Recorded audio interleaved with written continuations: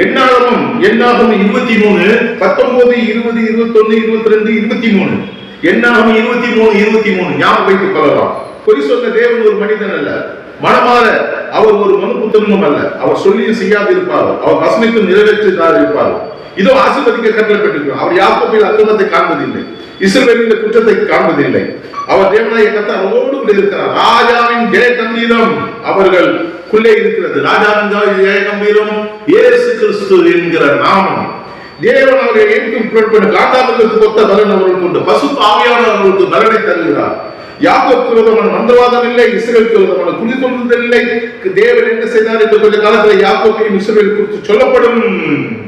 எனக்கு அருமையானவர்களே, என்னாகமம் 23 ஞாபகம் வைத்துக் கொள்ளுங்கள். 19 ஆரம்பிக்கிறது. தேவன் வாக்கு கொடுக்கிறார்.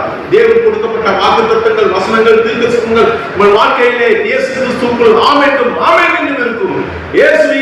இயேசுவினால் எல்லா தீர்க்கதரிசனங்களும் வாக்கு தத்தங்களும் உங்கள் வாழ்க்கையிலே ஆமென் என்று இருக்கும். அவருடைய ராஜ கம்பீரம் அவர்களுக்குள்ளே இருக்கிறது. தேவ பலன் உங்களுக்கு உண்டு. பலத்தினாலும் அல்ல, பராக்கிரமத்தினாலும் இல்லை, ஆவியினாலே ஆகும் என்று சொன்னாரே. மந்திர தந்திரங்கள் இல்லை. சாத்தானுக்கு விரோதமாய் நீங்கள் செயல்படலாம். இயேசுவின் நாமத்தினாலே சாத்தானின் சகல செய்கைகளையும் நீங்கள் அதமாக்கலாம், கேன்சல் ஆக்கலாம். அவனுடைய எண்ணங்களை நீங்கள் அவன் ஒன்றுமில்லாமல் ஆக்கலாம். எனக்கு அருமையானவர்களே, அவன் உங்களை எப்படியாவது கீழே விழத்தள்ள வேண்டும் என்று நினைக்கலாம். கர்த்தருடைய வாக்குத்தத்தம் உங்களை எழுந்து நிற்க வைக்கிறது.